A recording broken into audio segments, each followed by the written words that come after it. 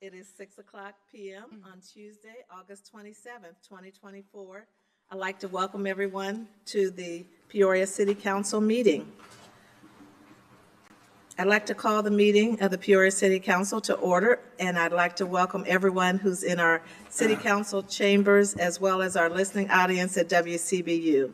Welcome also to our audience watching on cable channel 22. Madam Clerk, the council mics are open. Please call the roll. Mayor Ali, Present. Councilmember Allen, Present. Councilmember Sear, Here. Councilmember Gordon Young, Councilmember Graham, Here. Councilmember Jackson, here, Councilmember Kelly, Here.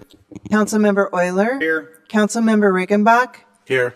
Councilmember Valpula, Present. and Councilmember Vespa. Here. You have a quorum present, Madam Mayor. Thank you, Madam Clerk. Everyone, please join me and stand for a moment of silent prayer or silent reflection, followed by the Pledge of Allegiance.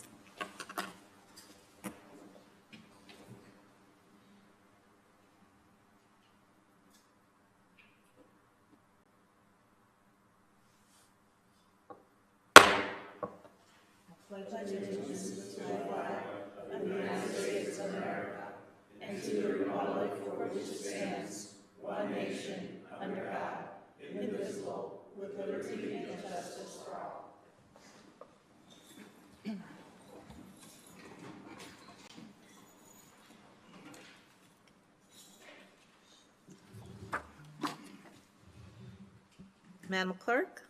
We are at proclamations. Okay. We're going to begin with a special presentation. And I'm going to come down to the podium, center podium.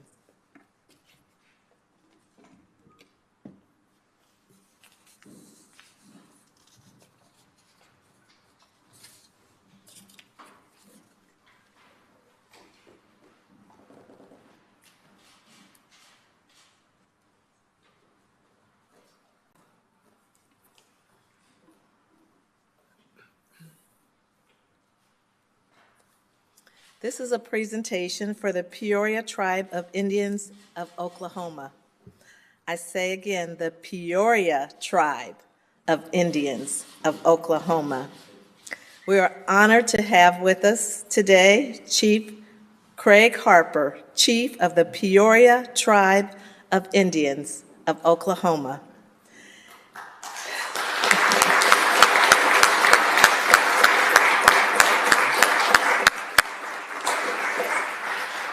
We have a guest of Chief Harper as well as our own John Morris, President and CEO of the Peoria Riverfront Museum.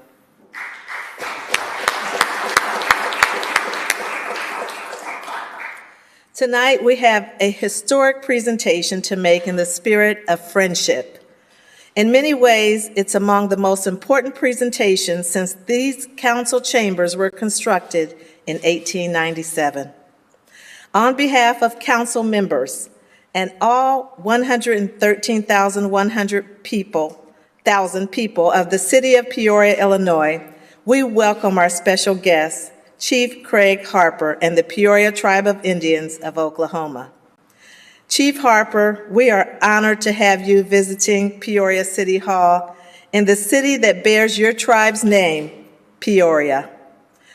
Our name is yours, and here in a place your ancestors lived for centuries, we say, welcome home.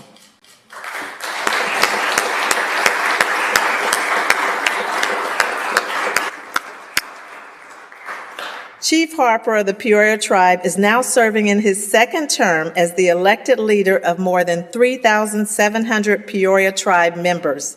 The tribe is based in Miami, Oklahoma.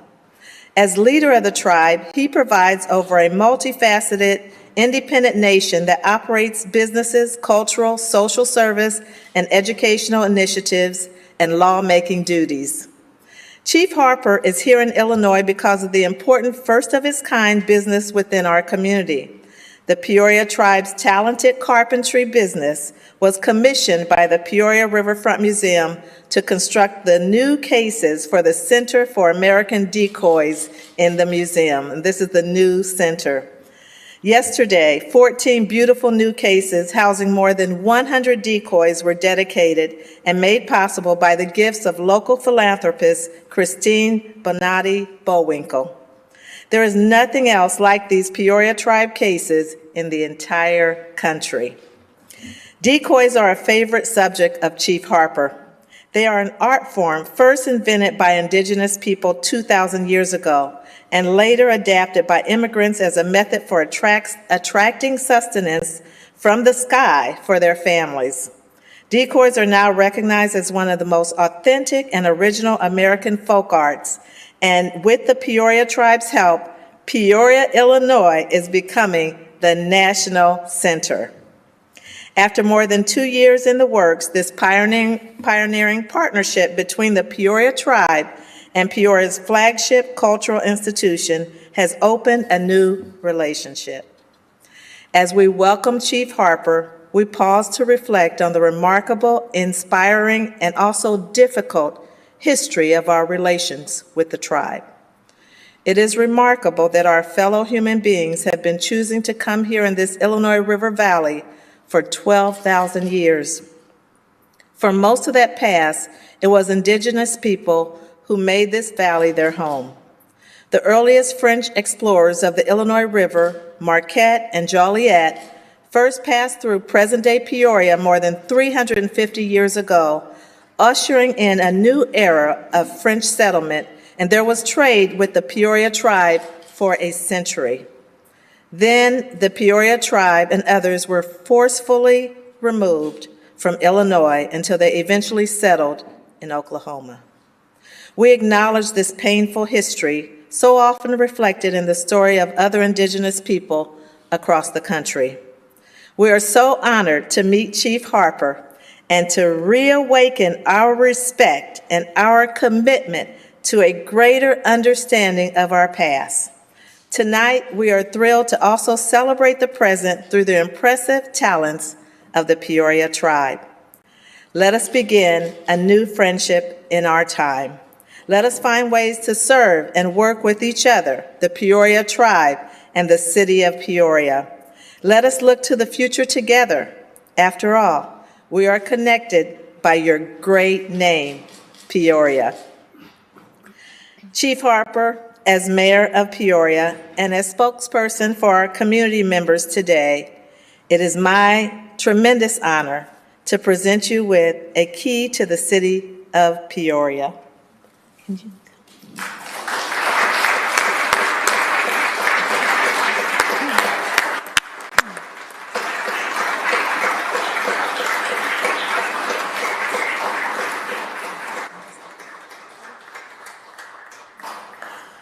We give this key to you as chief, but what is inscribed on it is for all the people of the Peoria Tribe of Indians of Oklahoma. May this key unlock our friendship.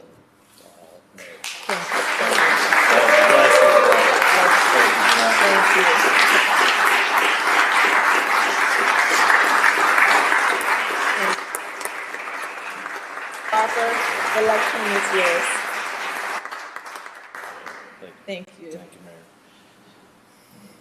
Mayor. Oh, this is beautiful and quite unexpected. It's an honor to be here in these council chambers this evening.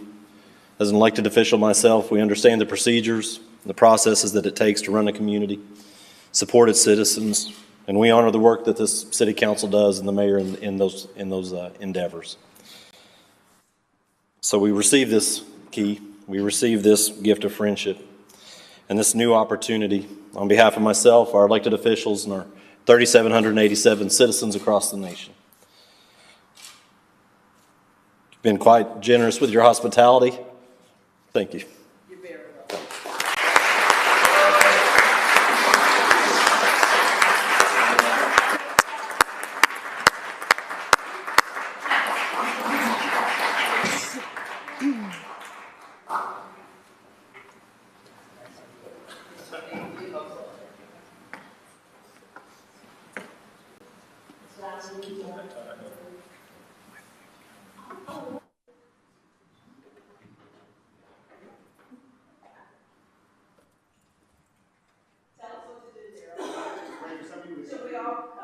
No, no, you're good. You're good. Yes, sir. Let me just come right on this side just a little bit more. I think it's gonna work right in there, just like that.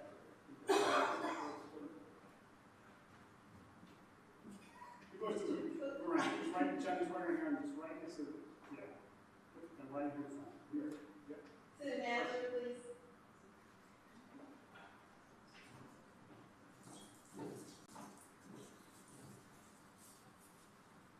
Very nice.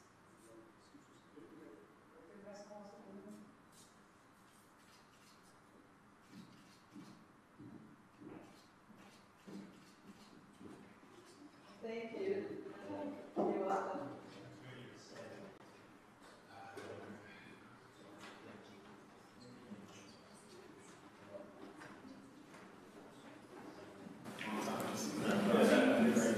And to John Morris, I just want to say thank you for bringing the chief home. Thank you for so very much.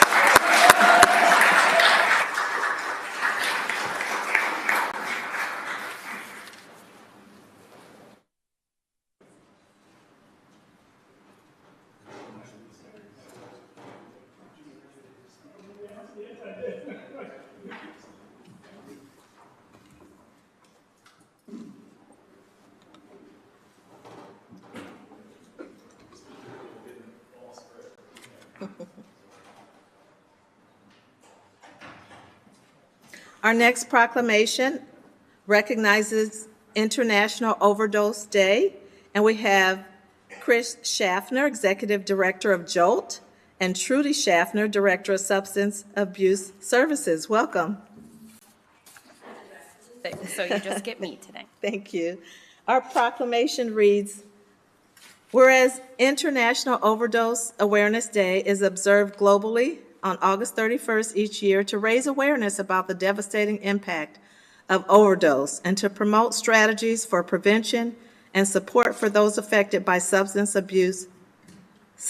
use disorders. And whereas overdose remains a significant public health crisis that affects individuals, families, and communities across the world with profound consequences for our society. And whereas this day serves as an opportunity to honor those who have lost their lives to overdose, to support those who are affected by substance use disorders, and to work towards eliminating the stigma associated with substance use and recovery. And whereas it is essential to recognize the critical role of harm reduction strategies, including the distribution of naloxone, say that for me, naloxone, safe consumption spaces, and comprehensive support services in saving lives and promoting health and recovery. And whereas by raising awareness, educating the public, and advocating for policies that support prevention, treatment, and recovery, we can work towards reducing the number of overdose deaths and building a more compassionate and informed society. Now, therefore, I, Rita Ali, Mayor of the City of Peoria, do hereby recognize August 31st as International Overdose Day in Peoria, Illinois.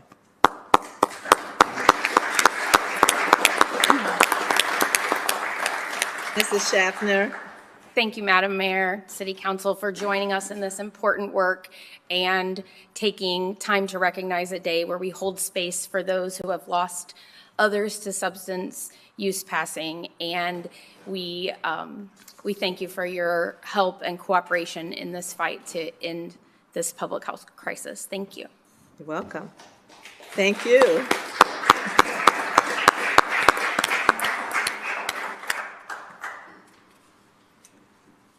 Madam Clerk. We are at the approval of the minutes. Councilmember Riggenbach. Thank you, Madam Mayor. I move to approve the minutes of the joint City Council and Town Board meeting held August 13th, 2024 as printed. Okay. Seconded by Councilmember Allen. Any questions or comments? Please cast your ballots.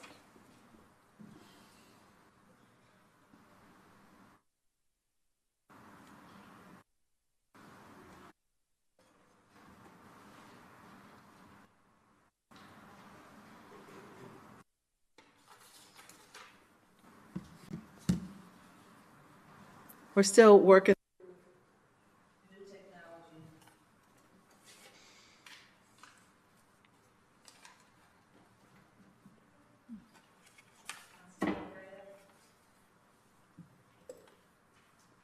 Enter the meeting. Enter the meeting.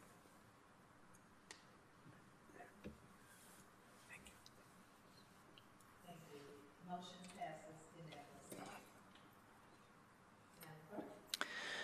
24-242 is an appointment by Mayor Rita Ali of Chester A. Tomchek as city treasurer to fill the unexpired term of Stephen Morris with request to concur.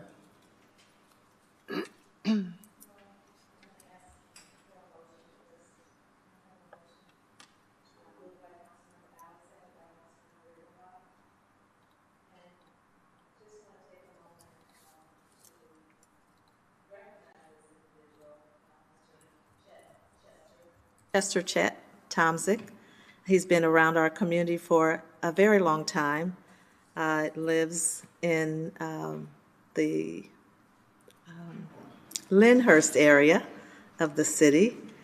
And for many years, 10 years, he gave his life and professional life to WTVP from 1994 until August 31st, 2014, which was about 10 years. But he's worked in public broadcasting for a very long time.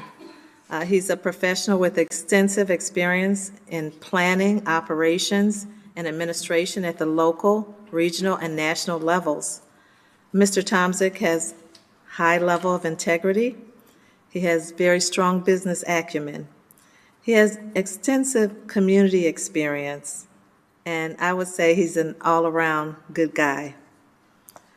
Mr. Tomzik does not intend to run for the office of city treasurer, but has committed to serving in this role until a new city treasurer is elected. But he will be very effective in filling this gap until May of 2025. So I just in advance want to thank council for your concurrence. And with that, I would ask for us to cast your ballots.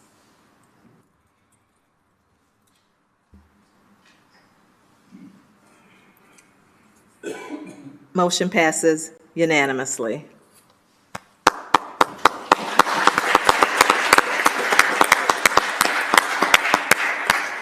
At this time, I would ask our Madam Clerk to proceed with the swearing in of our new city treasurer, Chester Chet Tomzik. Mr. Tomzik is here with his wife Connie and his son Kevin.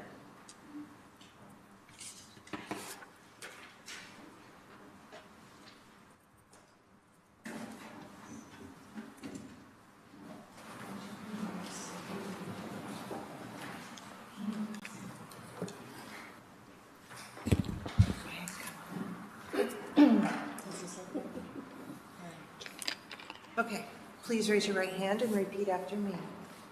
I, Chester Tomchek, I, Chester Tomchek, do solemnly swear do solemnly swear that I will support the Constitution that I will support the Constitution of the United of States the United States and the Constitution and the Constitution of the State of of the Illinois, State of Illinois, and that I will faithfully discharge and that I will faithfully discharge the duties of the the office duties of the office of City Treasurer of City Treasurer of the City of Peoria, Illinois, of the City of Peoria, Illinois, and Town Collector and Town Collector of the Town of the City of Peoria, of the Town of the City of Peoria, according to the best of my ability. according to the best of my abilities. Great, congratulations.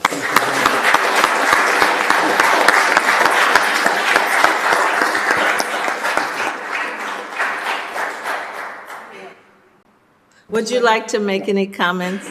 When did you come I never saw a microphone I didn't like. It's too many years in public broadcasting.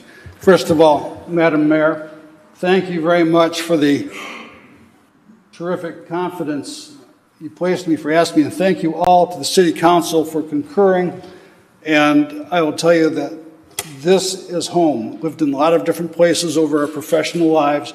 We've been here for 30 years. We were supposed to be here for 4. We fell in love with Peoria, and we're here. Now is the time for me to be able to give back again to the community after having been retired for 10 years. And I thank you for the opportunity, and I promise I will do the best job to the best of my ability. So thank you very much.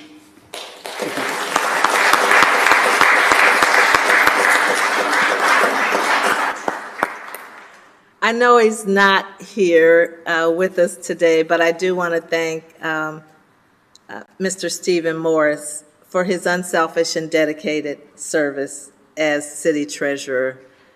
We do have a parting gift for him. It's a picture, a framed picture of Peoria City Hall, and we'll make sure that he gets that gift. So, Madam Clerk, we're going to move on. Okay. We are at the consent agenda. 24-243 is a communication from the City Manager and Corporation Council with a request to approve a settlement involving a motor vehicle collision with Jerry Clayson for up to $20,000.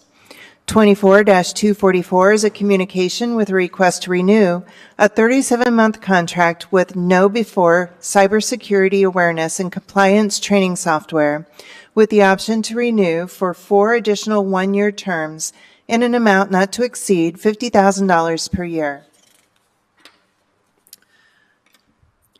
24-245 is a communication with a request to approve a state motor fuel tax resolution for the Pioneer Parkway and University Street intersection project in the amount of $5,085,000. 24-246 is a communication with a request to approve a resolution regarding the approval of closed session minutes. 24-247 is a communication with a request to approve a resolution authorizing named banks to honor checks, drafts, etc.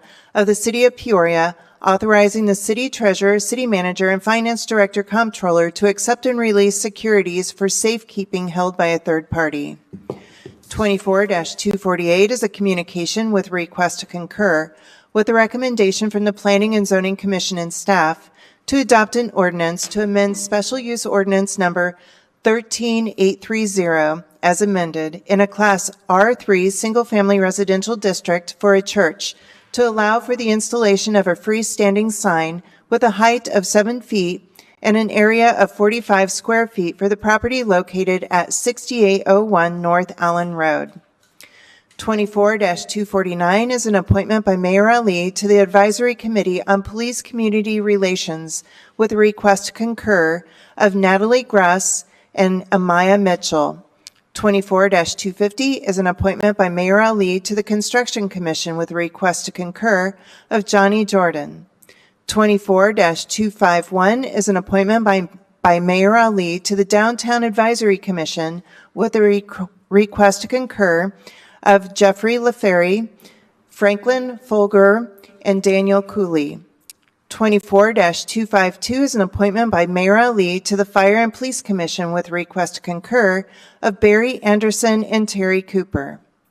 24-253 is an appointment by Mayor Ali to the Mayor's Advisory Committee for Citizens with Disabilities with a request to concur of Chea Gilbert. 24-254 is an appointment by Mayor Ali to the Zoning Board of Appeals with a request to concur of Mason Rue and Kimberly Gerardo.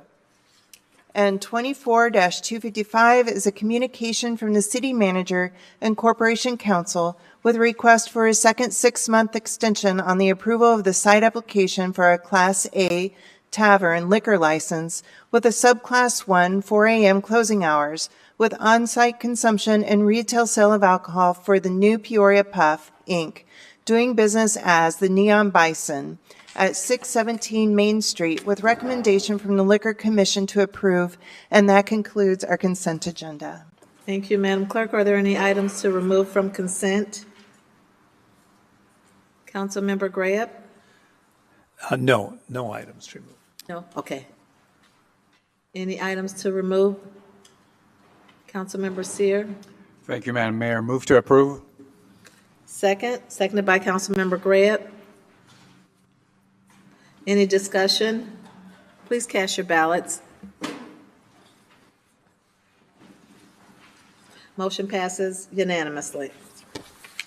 Madam Clerk? We are at regular business. 24-256 is a communication from the city manager and chief of police with a request for the following. A, approve the sole source purchase of one Ford Explorer Interceptor from a no-bid procurement source in the estimated amount of $50,000. And item A requires a 2/3 vote of council members voting, no less than 6 votes. Item B, to approve the purchase of parts and labor to have the Ford Explorer Interceptor equipped with the necessary equipment needed for patrol operations in the estimated amount of $35,000. And we need separate votes on each, please. Okay, thank you. Mr. Manager? Thank you. I'll turn it over to the police chief to explain this one. Yes. Good evening, Mayor, Council, City Manager, guests. Yeah, this is to replace Squad 517. It's a 2019 Ford Explorer involved in an accident on August 1st. Our fleet manager determined that the cost to repair this would be over $30,000, which would total out this vehicle. Just to replace the vehicle, just to fix the vehicle is over $30,000. That doesn't include the rest of the equipment needed in the squad car and the squad car itself. Okay. Any questions for the chief? May I have a motion? Moved by Councilmember Euler, seconded by Councilmember Allen. Any other discussion? Please cast your ballots. Motion passes unanimously. On A, okay, Councilmember Euler? Okay, seconded by Councilmember Allen. Any discussion? Please cast your ballots. Motion passes unanimously. Thank you. Madam Clerk? 24-257 is a communication from the city manager and director of community development with a request for the following. A, concur with the recommendation from the Planning and Zoning Commission and staff to adopt an ordinance approving a special use in a Class B1 Central Business District to establish a mural above the maximum height of 30 feet for the property commonly known as a Niagara parking deck located at 111 Southwest Adams Street. And B, approve an agreement between the City of Peoria and Big Picture Peoria for the temporary display of artwork for outdoor placement on the Adams Street side of the Niagara parking deck located at 111 Southwest Adams Street for a period of 5 years. And we need separate votes on each, please. Okay, Mr. Manager?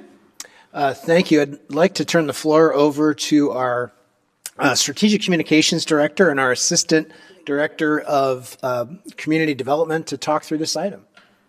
Thank you, Mr. Manager. Thank you. So this is a request for a special use for a mural. The mural is to be placed on the Niagara Deck parking facade. And just by the nature of that building, it needs to be placed above the entrance. So it's above 30 feet as the code would allow by right. So the special use is just in place to give some leeway with the height. We have representatives from Big Picture here, and the artist is also here, Mr. Kimona. There was unanimous support from the Planning and Zoning Commission. We think it's a great application of art into our downtown. I don't know if you want to add anything. Happy to. Thank you, Council, Mayor.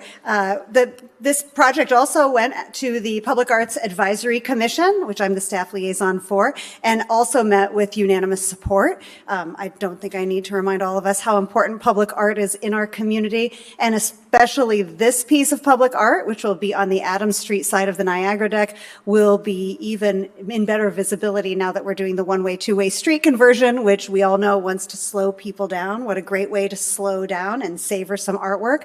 It'll also only be about a half a block from Abraham Blue, another wonderful project from this group. And we're very excited. As we all know, public art adds to the vitality of our lives and the quality of life, which is a pillar of our strategic plan that we recently completed. So we're looking forward to seeing this come to fruition. We would like to bring up the representatives from Big Picture and the artist to just say a few words about the project. So Doug and Eileen and Alex.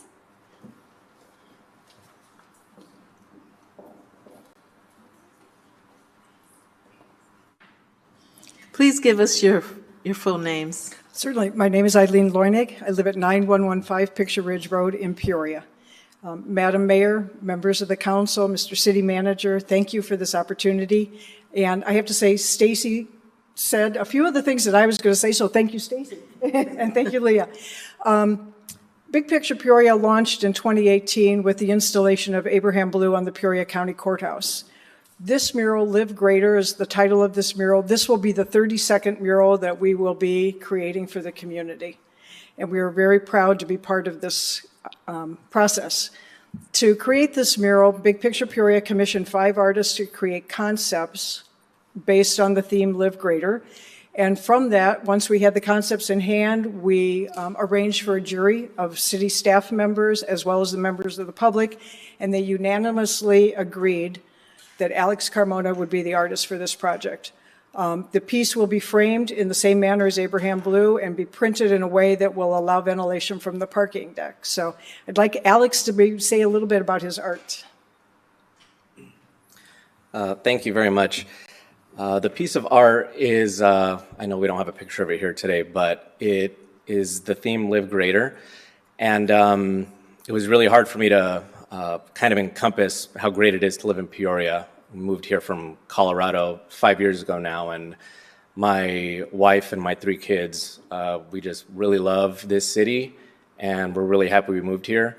And so rather than making a collage of all the great things that Peoria has to offer, I thought that it would be great to have individuals from the city represented on this mural, and they all have smiles and laughter on their face. So I think it's a great mural. I think it's an awesome place that it's going on, and like the Abraham Blue and like every other mural around here, it will bring more, more vibrance to the city. So I wanted to thank everybody here today, and I love Peoria. Thanks. Thank you. Doug? I'm Doug Loinig. I'm president of Big Picture Peoria, and I'd like to thank the Gilmore Foundation for their generous funding of this and a future of 3 more murals in downtown Peoria, so I really appreciate their backing and support. I also would like to thank let me look at my notes, the actual Choose Greater Peoria is also been a campaign idea that Gilmore Foundation is funding to bring, attract business and people to Peoria, but also to give our citizens more for their city to appreciate and enjoy. Discover Peoria has also been involved in this project, and the Community Foundation of Central Illinois, all of which added to our project, but the city of Peoria and its support and the people of this city have really done the work that was necessary to get it going. Stacy Peterson, Leah Allison, Michael Torin, Jason Meeks, James Mankel, Mandy Mooberry, Blake Baxter, Patrick Urick, and Patrick Hayes. If I've left off anybody, which is quite possible, I apologize, but it takes a village to do something of this manner, and thank you for all. Thank you. You're welcome. Thank you for your leadership, and the mural looks awesome. Thank you very much. Thank you. We look forward to seeing it. Yes. I'd like to recognize Council Member Graham, please. Alex, could you approach the bench again?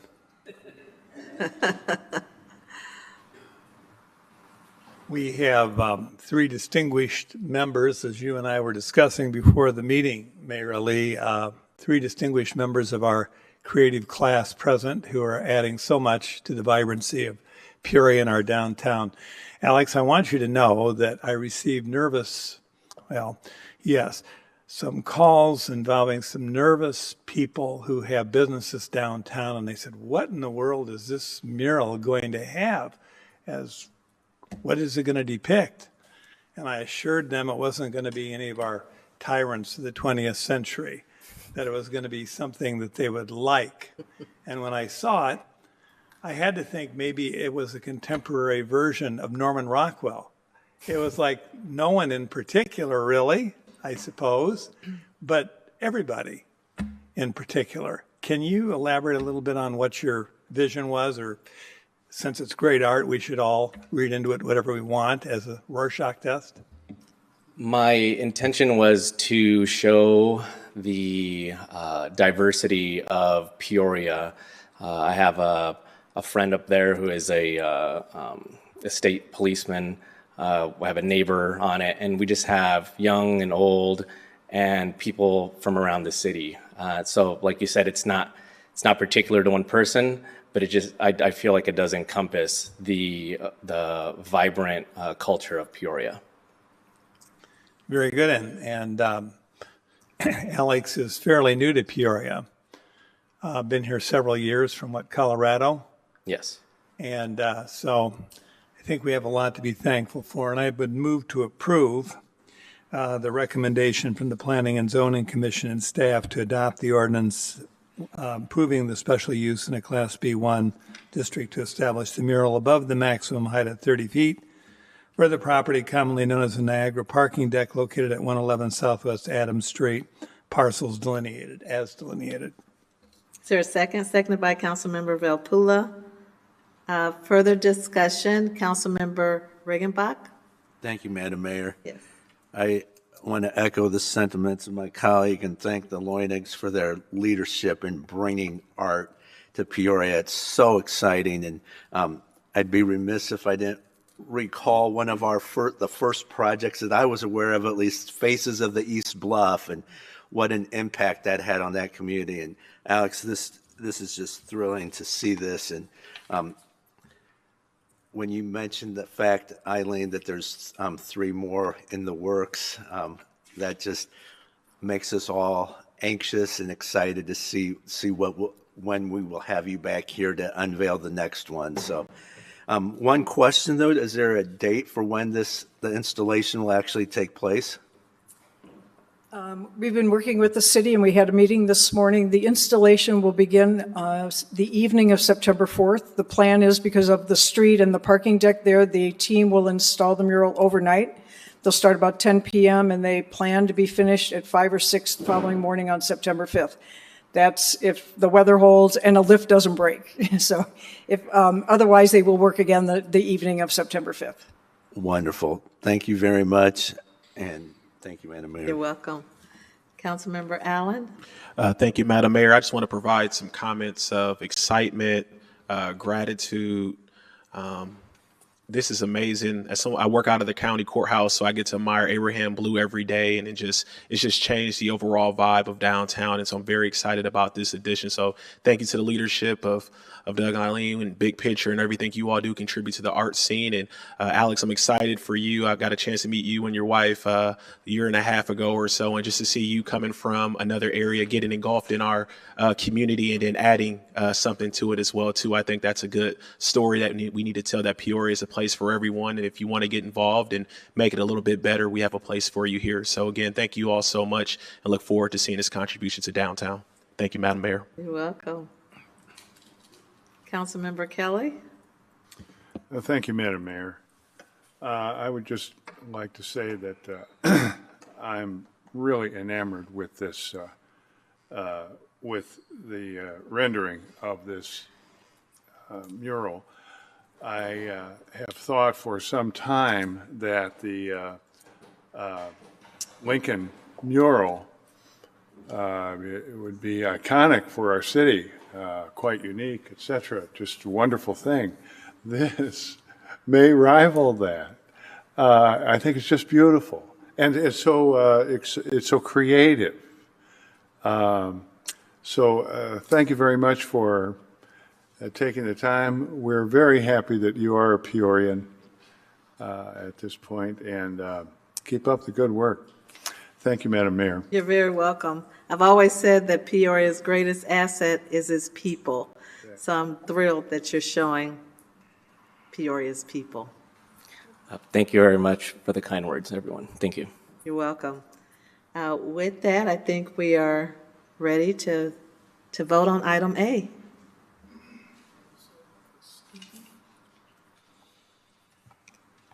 Motion passes unanimously. Councilmember Grant?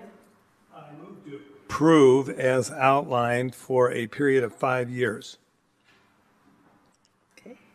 And can I have a second? Seconded by Councilmember Allen. Please cast your ballots. Motion passes unanimously. Congratulations. Welcome.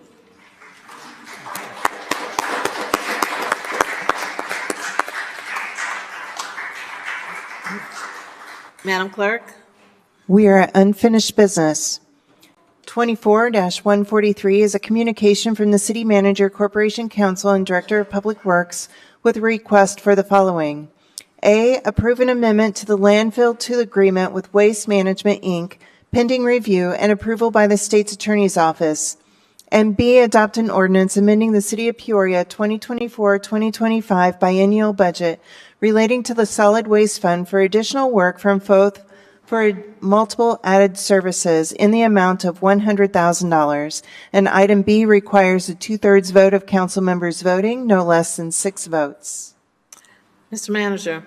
Thank you, Madam Mayor. In this item, we'd like to ask for council's consideration to withdraw this item. I think at this point in time, we've been meeting with GFL, and we have a couple of points still to discuss, but I think that we've come to some resolution. The county is on board as well with them to address our landfilling needs for the foreseeable future. What we've been discussing would be a transfer station that would operate out of their Pottstown location that would take up to 165,000 tons of waste a year. And that would be open by March 31st of 2026. They've agreed to use a project labor agreement on that. In addition, they would continue with the activities at our current landfill and working with the Department of Natural Resources regarding the dam and the wetlands there, working with the Environmental Protection Agency with regards to some of the mining issues that have come up that they have concerns about. But that the plan would be that we would open landfill 3 by January 1st of 2035. That decreases the amount of time that we would operate the transfer station from 15 years to 10 years. But it would still ensure that we have a place to dispose of our waste for at least the next 36 years and possibly longer. In addition, the agreement that we've been working out lowers our disposal rates considerably. Currently, we're paying $90 a ton to Waste Management to dispose of waste at our landfill based upon the contract that we have with them. Beginning in this year with the contract, that rate would drop to $57.22. In addition, there's a $10 discount for Peoria for our waste, so it drops it down to $47.22 a ton.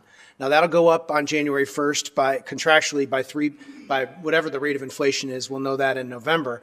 But ultimately, it should be about $1,600,000 decrease in the amount of money that we're spending on our disposal costs for waste that's coming out of the city of Peoria. So it's a significant cost savings to the city by doing this. In addition, there are some host benefit fees that will be paid both to the city and the county as part of that. For us, that would be about 75 cents a ton of waste that gets deposited at the transfer station would come back to the city, $1.50 to the landfill committee, and 75 cents to the city, or to the county, excuse me. And then lastly, there will be a perpetual care fund set up to maintain the operations of all of the landfills that are out on our site. That's something that we've been working to make sure that we had that in place. And then in addition, we're looking at a modification to what we'd originally visioned was a citizens convenience center where people could drop off recycling and household hazardous waste. But the market has really changed, and instead what we're looking at doing would be to provide the community, Peoria County and the city of Peoria, with household hazardous waste collection events throughout the county and throughout the city that would be publicized, and people would be able to drop off any of those household hazardous wastes, which many people have stuck underneath their kitchen sink or down in their basements or in their garage. So from that perspective, we think this is a good opportunity. The next steps in this process would be we'll finalize all the paperwork, have that come back to the county at their September meeting, and then it would go to the landfill committee at their September meeting, and then ultimately come to the council for approval 1 month from tonight at our second meeting in September for your approval. Do we know when the county will make that decision? Their meeting is the second Thursday of the month in September, so I think September 14th. Okay, so we've got a little while. Yep. Okay, all right. Councilmember Riggenbach? Thank you, Madam Mayor, and thank you, Mr. Manager, for that thorough explanation of where we are and how we've gotten here. And with that, I would move to withdraw the item 24-143. To withdraw. A motion to withdraw, seconded by Councilmember Euler. Any questions or discussion? Please cast your ballots. Motion passes unanimously. Madam Clerk? 24-235 is a communication from the City Manager and Corporation Council, with a request to deny the addition of a subclass 1A 2 a.m. closing hours Thursday, Friday, Saturday to an existing site approved for a Class B restaurant 50% food liquor license with on-site consumption and retail sale of alcohol for Hacienda El Mirador LLC, doing business as Hacienda El Mirador at 5805 North Humboldt Avenue, Suite 1, with a recommendation from the Liquor Commission to deny. Mr. Manager or Council Hayes? Which one? Thank you, Madam Mayor. Yeah, go. This matter was before the Liquor Commission and received a recommendation for denial. I think there was sensitivity that there's adjacent residential right in the area and that it wasn't appropriate to expand the hours here. For that reason, staff's recommending denial as well, and it's before the council for your consideration. Thank you. Welcome. Councilmember Seer. Thank you, Madam Mayor. Move to defer 2 weeks until the first meeting in September, which would be September 10th. Seconded by Councilmember Euler. Any discussion? Please cast your ballots. Motion passes unanimously. Madam Clerk? If there's no further unfinished business? Is there any new business? Oh, no more unfinished No. business, no. Then we are at new business. Okay. Thank Is you. there any new business? Councilmember Riggenbach? Thank you, Madam Mayor. Welcome. In staying with that vibrant theme of arts in our community, I would just like to recognize arts partners for their successful Ignite Peoria event, which took place a couple weeks ago on August 10th at the Civic Center.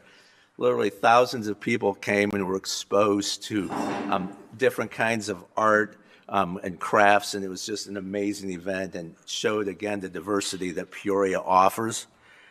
And you might have noticed going up around town the billboards, which is called Sky Art. That's a competition that Arts Partners promotes every year, or every number of years, and that is those new winners are just going up. I believe there's 8 of them, and it's a really exciting opportunity for local artists and people who aren't necessarily in that professionally to get their art out for the public to see. We're working to get Arts Partners and the Sky Art winners in here for a proclamation here later this fall, so stay tuned. But again, I think Councilman Graham talks about ham and arts being one of those keys to making Peoria a great city, and I think tonight definitely shows us how far we've come in that regard. So I agree. I wanted to recognize that. Thank you. Absolutely. Thank you very much. Councilmember Allen? Thank you, Madam Mayor. I just want to do a friendly reminder about a family-friendly event this Saturday in District 4 at Northwoods Mall being hosted by Fromia. This is their International Night Fashion, Sing, and Dance in support of the Center for Prevention of Abuse. This will feature a fashion show, a concert, Bollywood songs, Latino hip hop, and some EDM DJ mixes to dance to. So it's going to be a good time. The event is from 3 to 7 p.m. at Northwoods Mall, and tickets are available via Eventbrite and also on Facebook. So again, another example of people creating culture and family fun activities for our community. Thank you. Thank you, Councilman Allen. And if you haven't noticed, it's been very hot outside these days, and I just want to remind everyone that the City of Peoria does identify various cooling centers throughout the city, and if you know of somebody who needs to take cover and get out of the heat and visit one of the cooling centers identified, contact city staff. Madam Clerk? We are at citizens' opportunity to address the City Council. Okay. First, we have David Morris Jamison.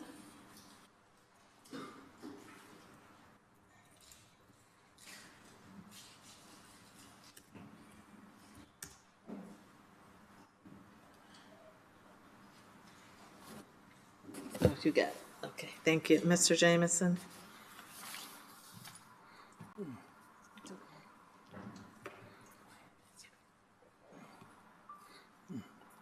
Greetings, Madam Mayor. Greetings. And council persons. Again, my name is David Morris Jamison, and I'm here let me give you a little background. First, I was born and educated in Peoria, Illinois, and I have a strong family bloodline on both sides, my mother and my father. Having said that, historically, I've seen proofs of Peoria's greatness, wonderfulness, and also I've seen images of Peoria's other side. Today I'm here to speak. I'll use my 5 minutes, and hopefully I'll concur by then, to discuss the City Council's previous vote on liquor licensing. It took place in the last meeting. I want to address the fairness and the equality, especially for businessmen that have opportunities in our community.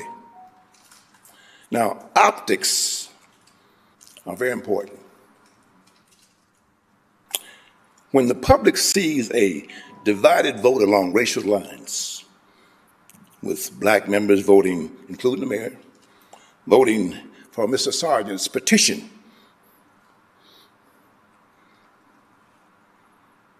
voting yes, and those of the council of another demographic voting no. It reflects not this decision, but on the broader reputation of Peoria. Optics matter. What message does this send? Peoria, once again, is teetering on a precipice of reinforcing a harmful national narrative. I won't be long. Historically, Peoria has been named one of the worst cities for black people to live at. I understand that's changed a bit, which is wonderful. A fact we cannot ignore. Now, what message are we sending to the world when we deny an entrepreneur who wants to be granted a license to participate in the very same space that others have used and made quite a positive influence by running a very good business. Now, the question is not just about this license, but the image of the city that's supposed to serve all its people.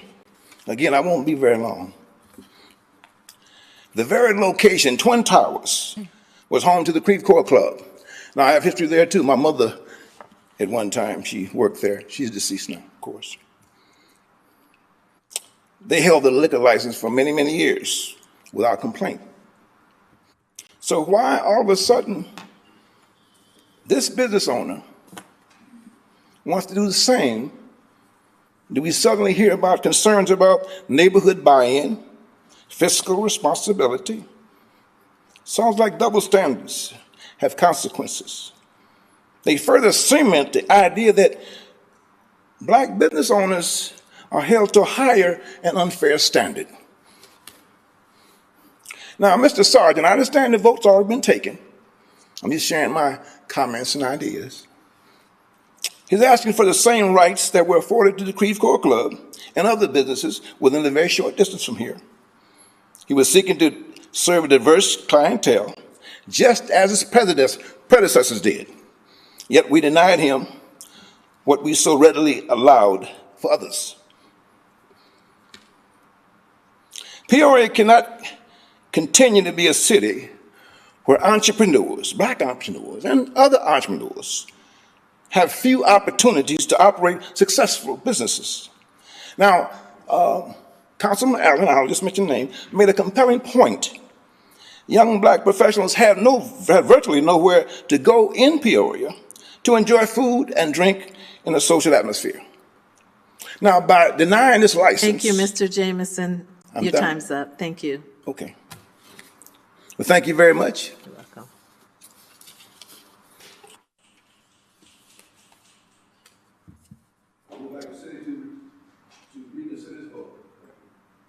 Darcy Katie.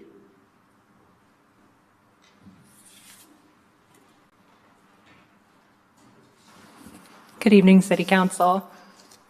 Before I get started, I did want to say thank you all so much for honoring the Indigenous nation that is native to this area. I think that is vital, and I hope you continue to honor future agreements.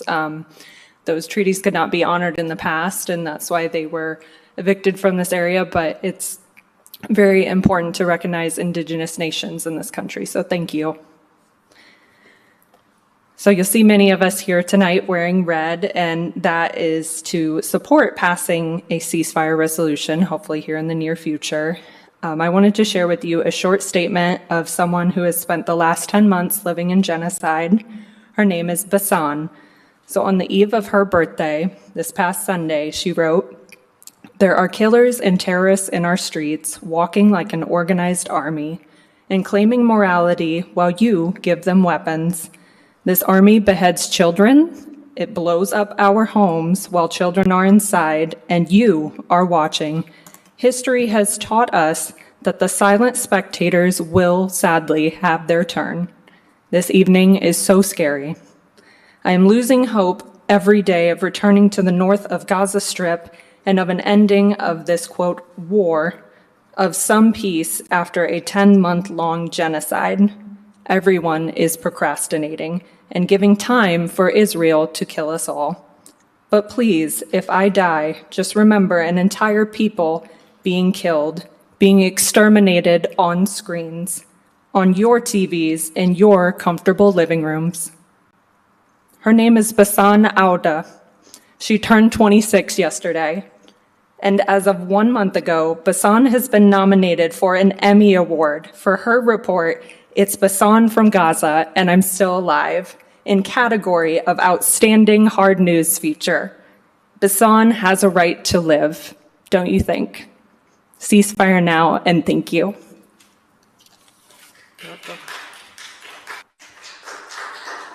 Tara Wood.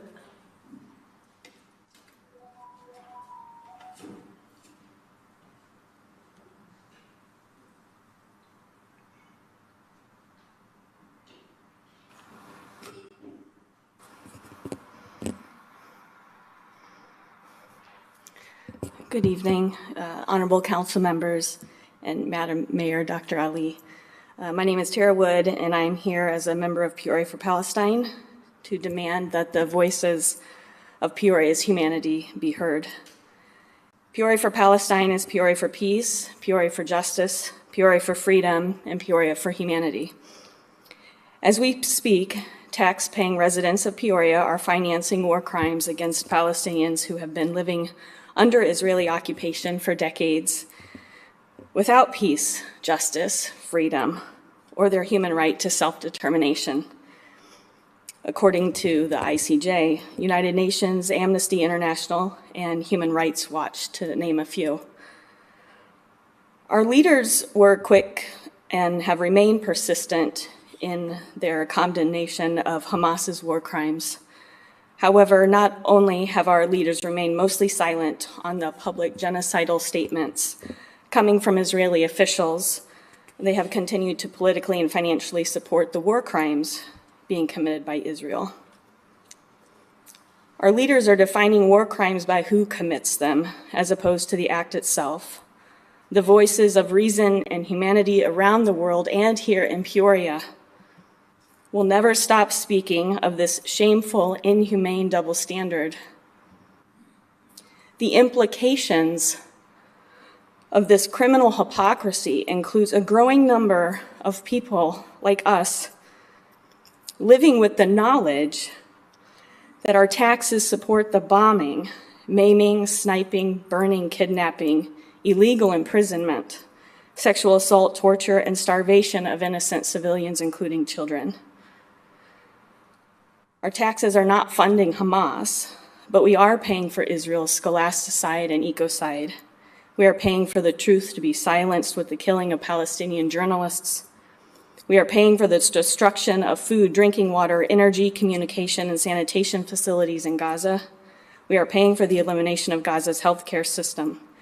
We are paying for collective punishment and ethnic cleansing of a people our leaders do not say have the right to self-defense. All of these actions are war crimes as defined under international humanitarian law. How does a nation survive this crime? How do we, individuals with a conscience, remain well adjusted in this profoundly sick society? How do we move through the world where parents in Gaza are collecting the body parts of their exploded children in bags, while Israel is having a national debate on whether it is okay to rape Palestinian prisoners? We can begin healing this sick society by condemning that which is wrong, regardless of who commits the wrong, and by working to end cycles of violence at the root. Advocate for humanity. Honor your moral responsibilities, and make Peoria's voice heard by adopting a ceasefire resolution that considers the full scope of human suffering in Palestine and Israel, regardless of ideology. And I also would like to end by acknowledging that incredibly moving display of respect and honesty and hope we witnessed as Madam Mayor Ali, on behalf of the residents of Peoria, welcome Chief Craig Harper of the Peoria Tribe of Indians of Oklahoma home. Thank you.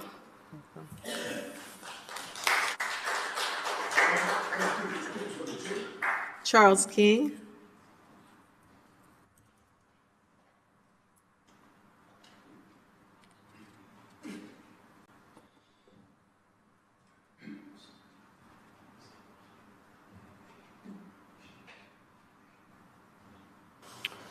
Hello, good evening. My name is Charles King. I've spent my entire life here in Peoria. And earlier this year, I started volunteering at the Salvation Army Safety Net Shelter. I've had the privilege of meeting and learning from some very resilient and humble individuals here in this city, those who have no place to call home. I'm here today because of the ordinance proposed by Corporation Counsel Patrick Hayes to break up homeless encampments. And while I understand the concerns that led to this proposal, I feel obligated to express that this approach feels reckless, short-sighted, and dare I say, inhumane. We cannot address homelessness by pushing people out of sight. Instead, indeed, we must bring this issue into the light and address it with compassion and wisdom. All of us.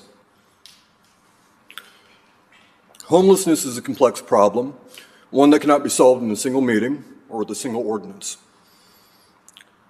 But it is a problem we can tackle together if we focus on cooperation, innovation, and most importantly, communication. Peoria has an opportunity to lead by example and to show other cities, municipalities, the state, and perhaps the nation that we can take care of our own. I think that plays in Peoria. From my conversations with the men at the shelter, it's clear that some of the biggest barriers to overcoming chronic homelessness are a lack of affordable housing, inadequate mental health and substance abuse treatment programs, and even basic challenges, truly, like obtaining a state ID. It is far more difficult than you might think, and it presents incredible hurdles.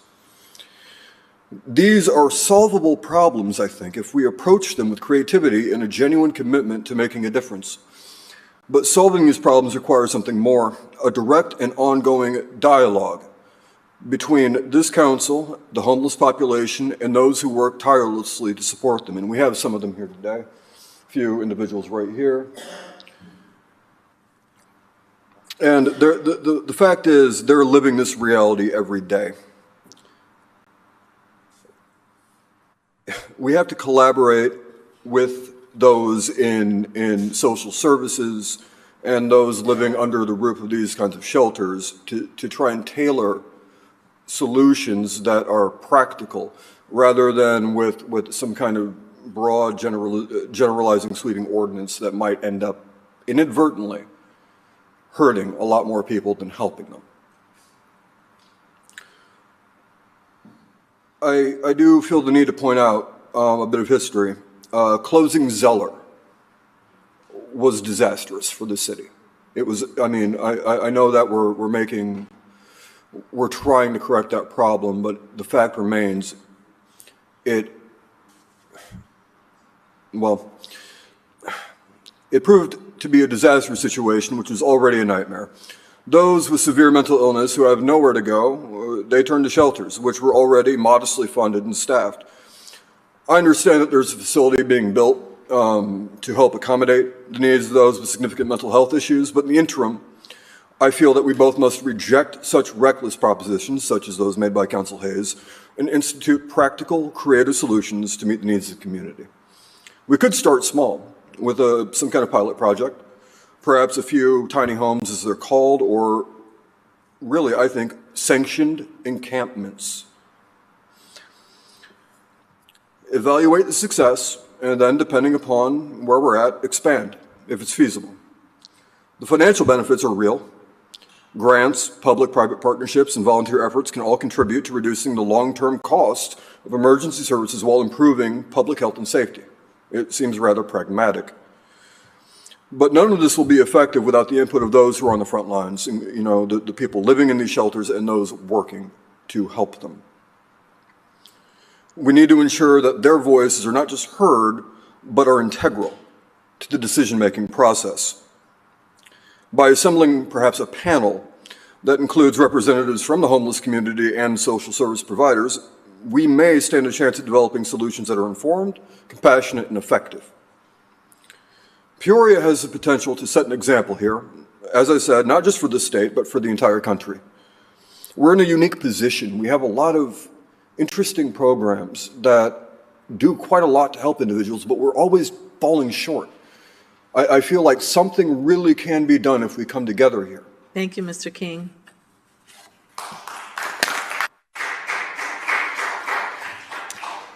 Zachary Gittridge.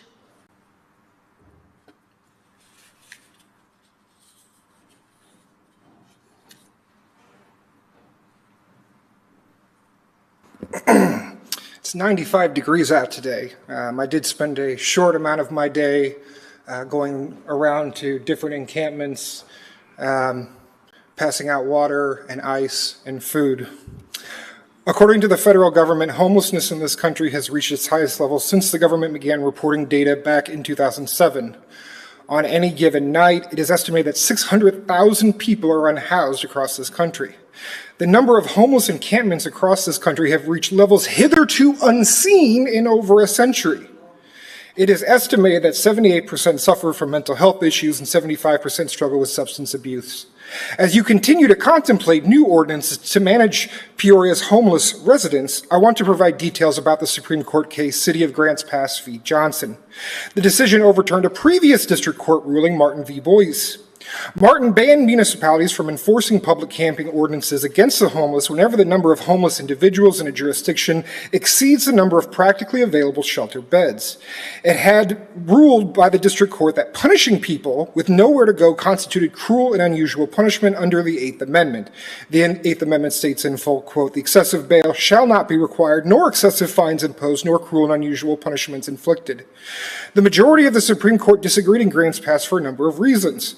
One of the majority's arguments was that it was not within the judiciary's power to determine whether a person was involuntarily homeless or not. The majority argued that it was the proper jurisdiction of legislatures to determine how the term involuntarily homeless was to be defined. Nothing in the ordinance presented previously provides such a definition, though the Supreme Court has stated it is up to you to define. Previous court cases had also argued that such ordinances specifically target the homeless, i.e. they specifically targeted a person's status, not simply an action. The majority opinion also disagreed with that. It argued such ordinances equally applied to any person caught camping on public property. But oftentimes laws are written in such a way so they are prima facie status neutral, though they are applied in such a way that they discriminate against a person based on their status. Many Jim Crow laws were technically race neutral in their language, but only applied to people of color. It's why in 1964 we had to pass a constitutional amendment barring poll taxes 94 years after the 15th Amendment expanded the franchise to black people, because poll taxes were being used to deny black people the vote. Just as in Grants Pass, we are not debating this issue because we are worried about backpackers or vagabonds or wandering wizards sleeping on public property. We are debating this because homeless are sleeping on public property. The ordinance's purpose, text, and enforcement confirm that they target status, not conduct. For someone with no available shelter, the only way to comply with the ordinance is to leave Peoria altogether. Here are just some quotes from the dissent of Grants Pass by Justice Sonia Sotomayor. She says, "Sleep is a biological necessity, not a crime. For some people, sleeping outside is their only option. The city of Grants Pass jails and fines those people for sleeping anywhere in public at any time, including in their cars," which this ordinance could also include people in their cars. "If they use as little as a blanket to keep warm or rolled up shirt as a pillow. For people with no access to shelter, that punishes them for being homeless. The decision leaves the homeless with an impossible decision, either stay awake or be arrested." Sotomayor noted, "For people with nowhere else to go, fines and jail time do not deter behavior, reduce homelessness, or increase public safety." Sotomayor noted that imprisonment for up to 6 months is not in itself cruel or unusual. However, when it is applied based on one's status, then even 1 day in jail is cruel and unusual punishment. Finally, the majority in Grants Pass decision forgot that part of the Eighth Amendment includes the excessive fines clause. Sotomayor states, quote, "The clause separately limits the government's power to extract payments, whether in cash or in kind, as punishments for some offense. The touchstone of the constitutional inquiry under the excessive fines clause is the principle of proportionality. The amount of the forfeiture must bear some relationship to the gravity of the offense that it is designed to punish. The district court in this case concluded that the fines here serve no remedial purpose, but rather are intended to deter homeless individuals from residing in Grants Pass. Because it concluded that fines are punitive, it went on to determine that the fines are grossly disproportionate to the gravity of the offense and thus excessive." And I still have 30 seconds. So I do just want to point out that the chicken debate I thought was absurd. It's odd to me that we're even arguing, why would we even put chickens inside of a shelter? You can just kill a chicken. There's no emotional support chickens out there. Are we going to go close down Rumburgers because they kill chickens? It seems odd to me that a council that has for decades defunded the ordinance department is now punishing residents or denying them access to an ability because you guys have not properly funded something. Thank you very much.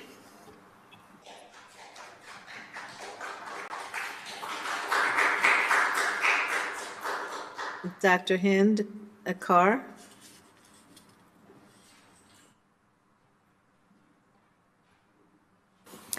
Good evening, Mayor. Good evening, council members. Here I am again. I'm thankful for your welcoming us and giving us the opportunity. I'm here on behalf of Peoria for Palestine, and this is really a small, diverse organization. We are for justice, for freedom, for humanity, for diversity. As we speak, tax-paying residents of Peoria are financing war crimes against Palestinians who have been living under Israeli occupation for decades without peace, justice, freedom, or their basic human rights to self-determination, according to the ICJ, United Nations, Amnesty International, and Human Rights Watch, to name a few. Our leaders were very quick and have remained persistent in their condemnation of Hamas's war crimes. However, not only have our leaders remained mostly silent on the public genocidal statements coming from Israeli officials, they have continued to politically and financially support the war crimes being committed by Israel. Our dollars, our really badly needed dollars. Our leaders are defining war crimes by who commits them, as opposed to the act itself. The voices of reason and humanity around the world, including here in Peoria, will never stop speaking on these shameful, inhumane double standards. The implications of this criminal hypocrisy includes a growing number of people living with the knowledge that their tax support bombing, maiming, sniping, burning, kidnapping, illegal imprisonment, sexual assault, torture, and starvation of innocent civilians, all of them, including children. We are paying for Israel's scholasticide and ecocide. We are paying for the truth to be silenced with the killing of journalists in Gaza. We are paying for the destruction of food, drinking water, energy, communication, and sanitation facilities in Gaza, and elimination of the medical and healthcare system. We are paying for collective punishment and the ethnic cleansing of a people. Our leaders do not say have the right to defend themselves. It's clearly we choose who can and who cannot defend themselves. All of these acts are war crimes as defined under international humanitarian law.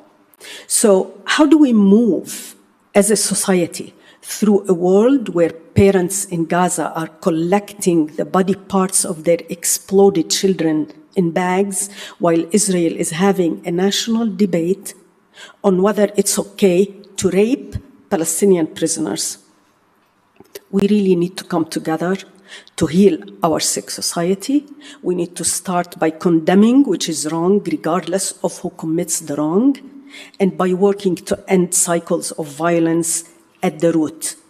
Advocate for humanity, honor your moral responsibility, and make Peoria's voice heard. All what we're asking is to adopt a ceasefire, just stop the killing, and then let's talk. I want to mention also another very interesting and recent, either yesterday or today, where the Minister of National Security in Israel, Itamar Ben-Gvir, agreed that a synagogue should be built on the Al-Aqsa Mosque. I mean, this is an exemplary of their deep-seated racism in Israel, their total disregard of all others, insulting 25% of the population in this planet, just simply because they want to. And unfortunately, there was no condemnation from the US, and our unconditional flow of weapons and tax dollars continue. Please, we need to work with you on a ceasefire. Thank you. Thank you.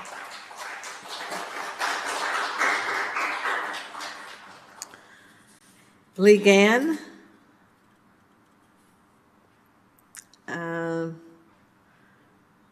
Looks like Leegan. Last name starts with a J. Janiton.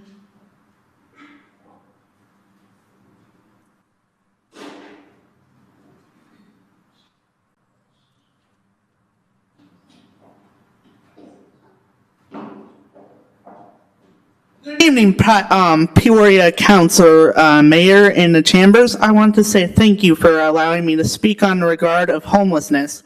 Homelessness needs to end. I don't agree with the encampments of the support from Mr. Patrick Hayes, because you got to realize that this place in Peoria needs everybody to have a place to call home. You need to realize that everybody should have the freedom and the right to hold a place to call home. And also in states that you should have a right to have a place to stay and have the right to have your own freedom. I don't agree with ticketing or environmentally going against the Freedom of Information Act and the Constitution withheld. I do not agree that you shall ticket somebody who is homeless because they have nowhere else to go. Most homeless people are out there only because of false allegations from other shelters. Other people shall have the right to go home and shall have a place to call home. And I agree with that, with the statement that everybody shall have a place to call home and a shelter to attain to. I agree that there's not enough shelters out there in Peoria. I agree that there needs to be more shelters for those who are homeless. There is only 2 in Peoria. There is only the Rescue Mission and the Salvation Safety Net of Peoria. There needs to be more out there for those who don't have a place to call home. And that's all I have to speak on today's matter.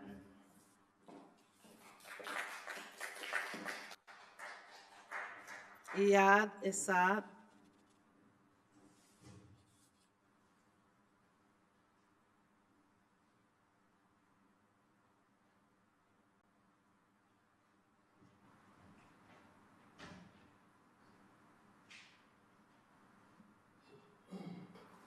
Good evening, council members and Mayor Ali. What a coincidence that the same people who were murdered by genocide were here today on the same day. We're talking about a similar genocide. That's happening in Gaza till now for the past almost year.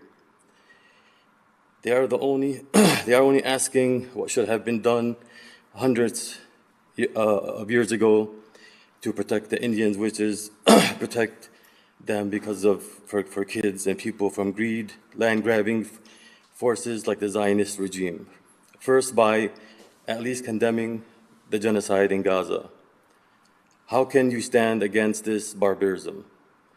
A very few share their evil views or have a strong relationship for selfish interest. When did asking for people to side with fairness and equal rights became wrong? I honestly don't understand what kind of what kind of world we're living in. Forget about what I'm saying or anyone else. Just do what's right. I only can tell you how much I'm disappointed. And they always remember us in history for standing. You will always be remembered in history for standing against the oppressed. Be on the right side of history. Thank you, everyone. Imam Mazar Mahmood.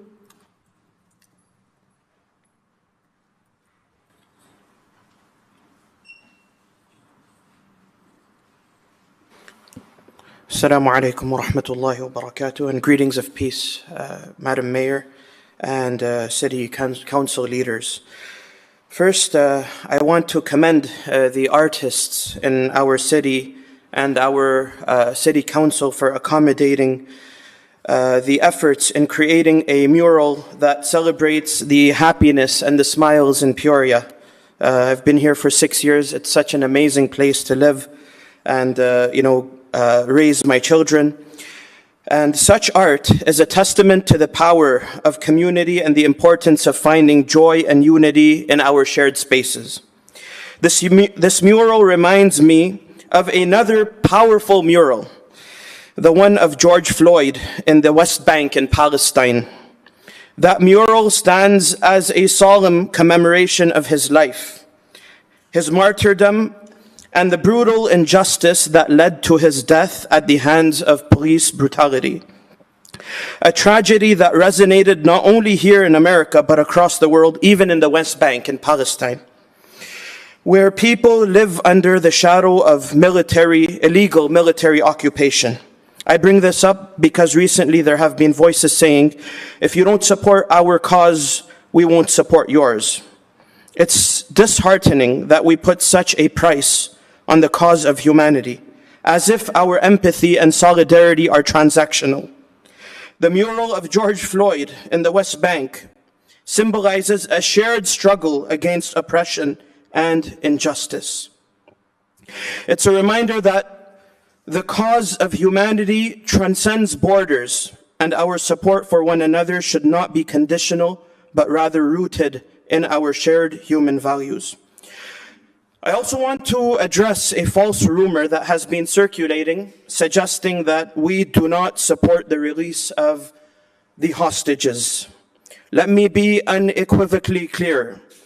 This is entirely untrue. We want the release of all hostages, every single one.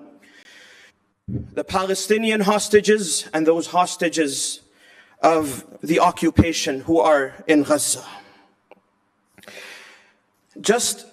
I also wanted to make mention that just as homelessness and the plight and suffering of Peorians, and people in our blessed nation pains me and pains anybody with a human heart, or with a heart, I am equally pained, my dear mayor and city council leaders, that by my tax dollars, which are facilitating the largest forced homelessness of my people in Palestine, in Gaza.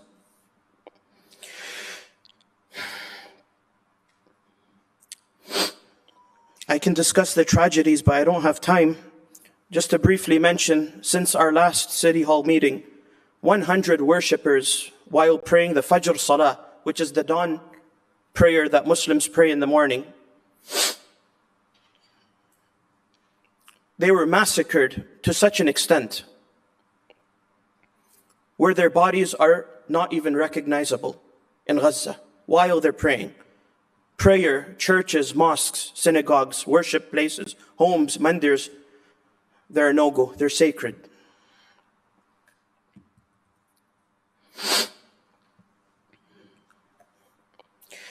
An area where women and children, about 200 of them, were seeking refuge.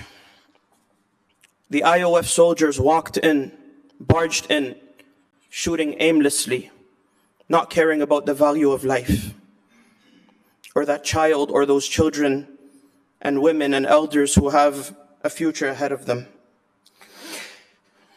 The second last functioning hospital in Gaza was made to be emptied by the IOF soldiers, leaving these sickly people and individuals with no limbs and no body parts.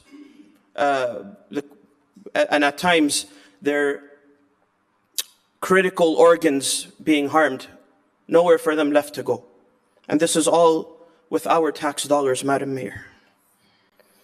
In light of these tragedies, I cannot stress enough the urgent need for a ceasefire, and hence we say, ceasefire now, free Palestine, and stand for humanity. Wassalamu alaikum wa rahmatullahi wa barakatuh. Peace and blessings. Hassan Nehru.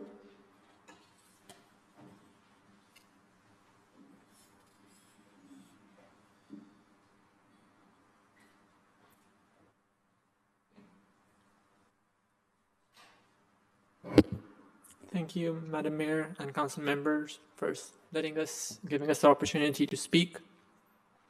Last time I spoke, I talked about how money in politics is distorting our elections. Since then, Cori Bush in Missouri, pretty close to us, lost her election to a primary challenger primarily funded by AIPAC money. AIPAC is an organization whose sole aim is to improve ties between the US and Israel. I want to go into some of the statements mentioned or stated by leadership in Israeli parliament and their ministers.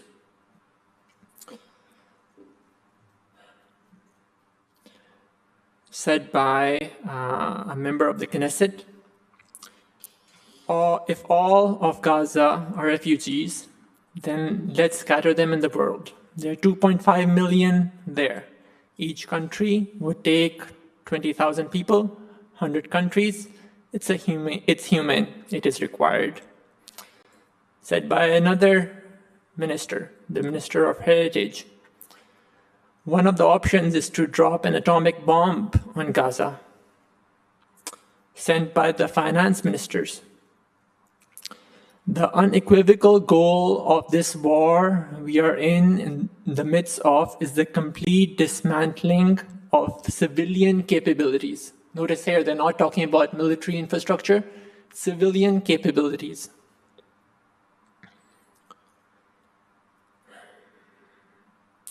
Said by the member of the ruling party of Likud,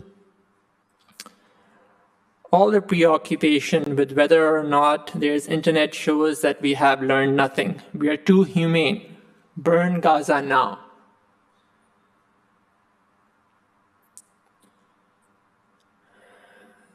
Sent by the Minister of Advancement of Status of Women in Israel, I don't care about Gaza. I literally don't care at all. They can go out and swim in the sea. I want to see dead bodies of terrorists around Gaza. Said by the Minister of Energy, a watershed will not be opened until the abductees are returned home. That no one will preach to us on humanitarian aid to Gaza. Sent by the coordinator of government activities in the territories, which are illegal. You wanted hell, you will get hell. These are just some of the statements that go to show that the government that we are funding does not share in the same democratic and ideological principles that we hold dear. When the US went into Afghanistan and Iraq, or they did not blindly throw weapons. I remember reading a statistic earlier when the war had started. There were more bombs thrown in a week in a land which is basically a marathon straight and 12 kilometers across than were in the entirety of Afghanistan in 1 year. Afghanistan is way bigger. It shows the complete lack of precision, the complete lack of care for human life. So much so that polio, a disease which was gone from the world, is making a comeback. So the people who do end up living, those children, will be paralyzed now. Yet the vaccines are not allowed to come in. The aid is not allowed to come in a sufficient degree. Even if it does come in, people can't safely move because the existence of safe zones, quote unquote, is a sham. I urge the Council to move on a ceasefire resolution, not because it will do anything on a federal level, because looking back, Peoria will know that I did something right. It shows that Peoria is moving in the right direction. It has come a long way from, as one of the previous members of the city was saying, from a city which was rated as one of the worst for Black people to an improvement where we're having a debate about giving licenses to entrepreneurs. And hopefully, we'll give more licenses to Black entrepreneurs. Hopefully, we'll have rules that allow humane treatment of homeless people. But this is another step. Thank you. Our final speaker is Steve Smith.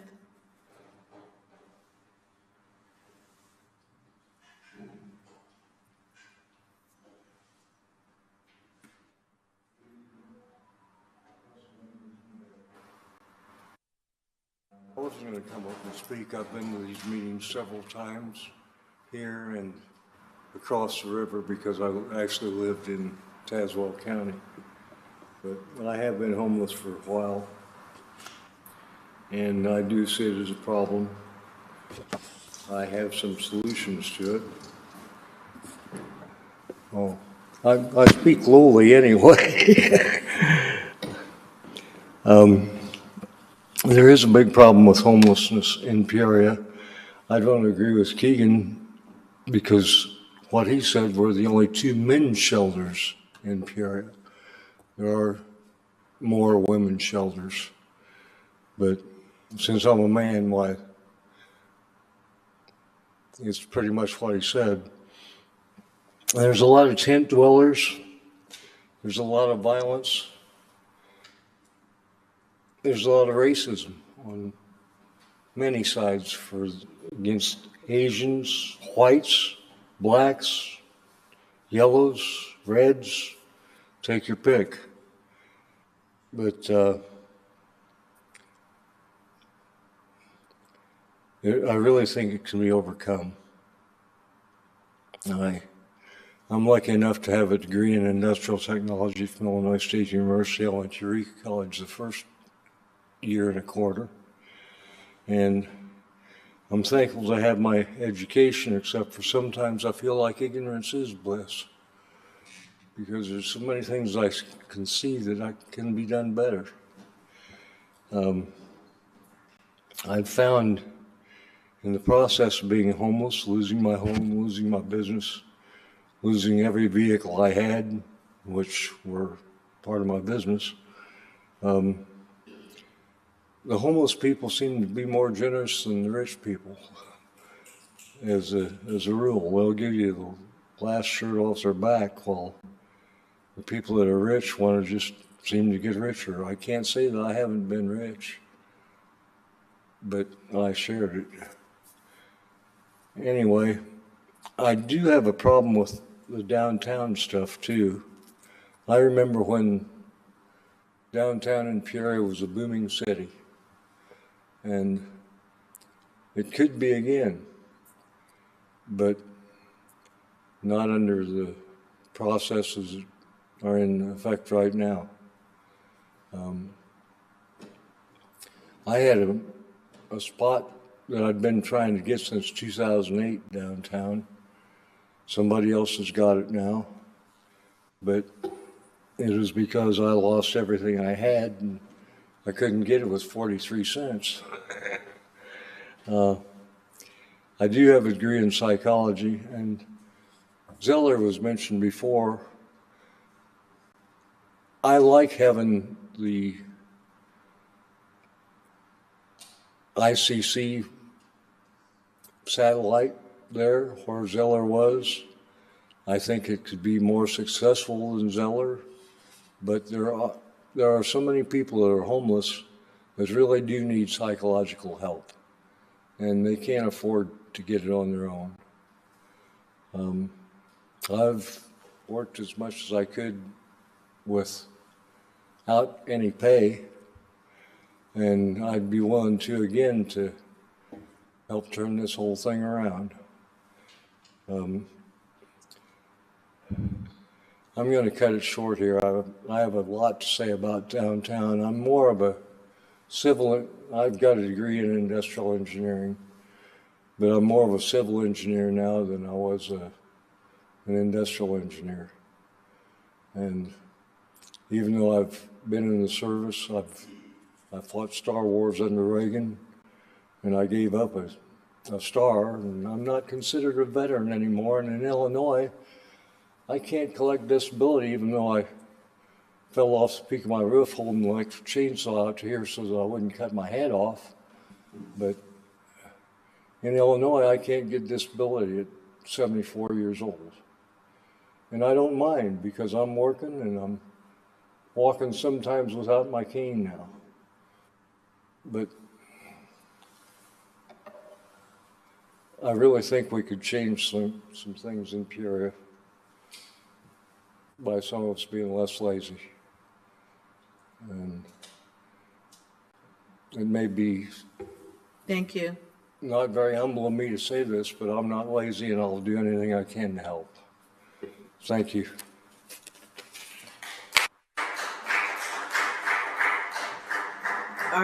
Our last speaker is Youssef Boudarain. Mayor, I'd like to speak too. I was invited by the Corporation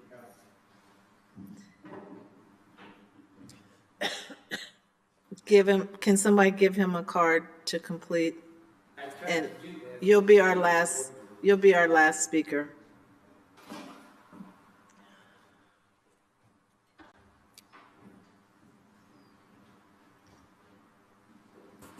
Good evening, Mayor and all City Council members here.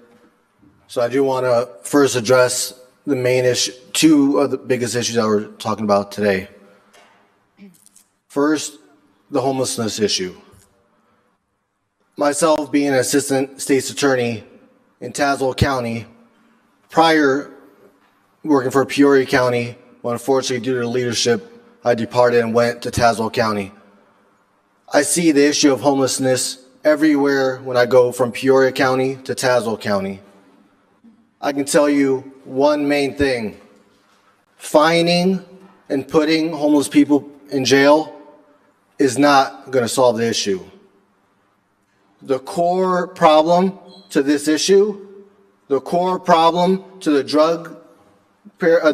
possession of drugs that we see, the cases that we see constantly in misdemeanor felony court, is mental health. People don't willingly just go and use drugs just for fun. It started from a small issue that kept growing bigger and bigger. It started from the issue of needing help. Here in the United States, healthcare is not a priority. It's a privilege if you can afford it. When we have people coming into court and we put them on probation in hopes that they get treatment, they're required to pay for that treatment on their own. If they're homeless and they're an addict, tell me how can they pay for their own treatment? They can't. Majority of those that we see that are successful are those that have money that can enter into a rehab. Like mentioned before, when Zeller's closed, everything went downhill. We have two of the biggest hospitals here in Peoria, OSF and Carle Health, making millions, if not billions of dollars. You members of the City Council, you have a voice. You can speak with the big corporations here and work out agreements to help with the homelessness issue, to help with mental health. It is your job to stand up for those without a voice. Those that are homeless simply can't just go and get a house just like that, like many of us here can. It is on you to figure out a solution by going out there and talking to these individuals. When we had in Pekin, for example, Tent City, and it got raised down, where did all those people end up going? They're encamping all over the Tazewell County Courthouse. Everywhere. We see it every single day we go in. That's an issue. When driving through downtown, we see them everywhere. That's an issue. You guys have been elected to solve a problem, and simply finding individuals and putting them in jails is not going to help. To the second big issue, I fully support the Peoria for Palestine group, as they have been constantly here day in and day out trying to prove a message that unfortunately is falling on deaf ears. In Palestine, the crimes that are committed by Israeli terrorists, if those individuals were here, if they were in a courtroom that I'm in, they would be prosecuted first for terrorism, second for murder, third for criminal damage to property, and every other crime in the book. Unfortunately, they're not here in our courthouse. They're not here in Peoria County or any of our cities here. That's why we speak to you guys to ask for a ceasefire, so then our country as a whole can help prevent these crimes from happening. And how do we prevent it? We stop the funding to the terrorist state of Israel. Darren LaHood welcomed one of the biggest terrorists into our country, Netanyahu. And unfortunately, he represents this area. Shame on Darren LaHood for what he did by welcoming happily Netanyahu into this country. You all have a voice, like I said. Use it. Put the city council, put it for a ceasefire vote. Let the citizens speak for it. Because now, with social media and everything else, everyone has started seeing the truth. It's not a war. It's a genocide. The only people you're seeing getting blown to pieces are the poor, innocent Palestinians who we're causing to be homeless as of today by funding them. So listen to the citizens, speak amongst yourself, and be there for Peoria and be there for Palestine. Thank you.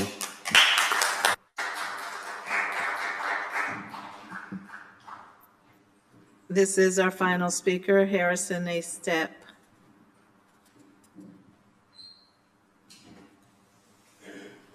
I want to thank Corporation Counsel Michael Hayes for allowing me to address you, Mayor. I was here 6 months ago. I gave your representative some paperwork. I never got a call back. I'm here to tell you that I'm going to file a federal civil lawsuit for $7 million against this administration as well as the Artist Administration. You're covering up the theft of millions of dollars by the Artist Administration, and that my sole purpose in filing a federal lawsuit will be to ask for a federal investigation. Thank you for taking your glasses off, Mayor. I understand. You can speak to me if I have a question. For instance, I've been trying to speak to you for a few years, and your handlers will not let me come to you. I came to your office, and downstairs, a year ago, I came to your office, and downstairs, they sent a security guard up there to make sure I didn't cause any trouble. Your administration has sent out the notice that I'm a violent man. I'm a 70-year-old disabled Hispanic American veteran who has been treated like a serf, ignored the way white people did to black people 100 years ago. So I'm going to file a federal lawsuit for $7 million, and that's a conservative estimate for the money stolen by Sonny Williams and the combination of Patrick. This will tie. This lawsuit will ask for a jury trial, and I'm only going to ask for a federal forensic investigation, the same that went to Ferguson, Missouri, because Peoria is Ferguson, Missouri on steroids when it comes to theft. Now, I'm going to say that information that you are refusing to release, that Freedom of Information request form, you gave me 6 answers of the 10 questions, and those answers were, the city does not have any documents responsive to this request. What were the questions? How many court cases were filed in county? How many court cases were filed in housing? How many court cases were filed by this particular prosecutor under this one judge? Because that information will show over a 17-year period, 100% conviction rate. I'm going to ask for a jury trial. And when that opens up, that will tie to Patrick Urick's meeting with me when Mayor Artis sent me to you, when he screamed that he didn't want anything about that, when I told him that his prosecutor was extorting me. I had a meeting with you that's on public record, sir. And you then told me, you apologized to me, Mr. Urick, for Sonny Williams fabricating a judge's order, changing it from guilty to default. So it would show that I set a trap for her to catch her committing perjury. And she fell right into it. Open mouth, swallowed it, hook, line, and sinker. Judge Perham, who has since retired, immediately saw what I was doing, because before the trial started, I made a motion to have her recuse herself because she was going to lie in the upcoming trial. I then told Judge Albert Perham that I was going to catch her lying in the trial. And then I caught her lying. Immediately, Judge Perham dismissed the case when I caught her in the prosecution. She was prosecuted for 3 cases, all of them wrong. Do you know what the prosecution was? Failure to register my owner-occupied home as a rental property. Basically telling me, you ain't worth it. You ain't white. You don't get the homestead exemption, and then proceeded to strip me of it, even though the deed was in my name in the house. The deed was on, my name was on the deed. I was convicted. Now that went to a meeting with you, sir. You apologized to me, and then you never called me back. That's why I'm going to make sure that this investigation will ensure that I get some documentation, because this is wrong, what you're all doing. Mr. Allen, you tried to shun me into a corner at your meeting. And you, Patrick, you made a contemporaneous declaration that you said Sonny Williams was not fired. She was fired for trying to extort me on a property where she had one black member call my partner in Chicago and tell him that the deed I transferred to the buyer was no good. Your time is up, Mr. Harrison. Am I going to get any response from you, Mayor, for having the police department release the information? That's all I want. Madam Clerk? We are at executive session. I would like to invite a motion to adjourn and to convene in closed session immediately following the adjournment of the City Council meeting pursuant to the Open Meetings Act 5 ILCS 120/2C5 to discuss the purpose of real property for the use of the public body, including discussing whether a particular parcel should be acquired pursuant to the Open Meetings Act 5 ILCS 120/2C11 to discuss pending litigation and probable or imminent litigation, and pursuant to the Open Meetings Act 5 ILCS 120/2C21 for approval by the body of closed session minutes. Moved by Councilman Sears, seconded by Councilman Euler. Please cast your ballots.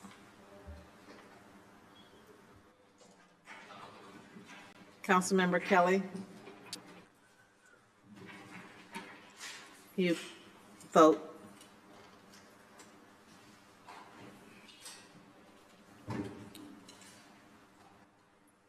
It's not registering. Can you do it again?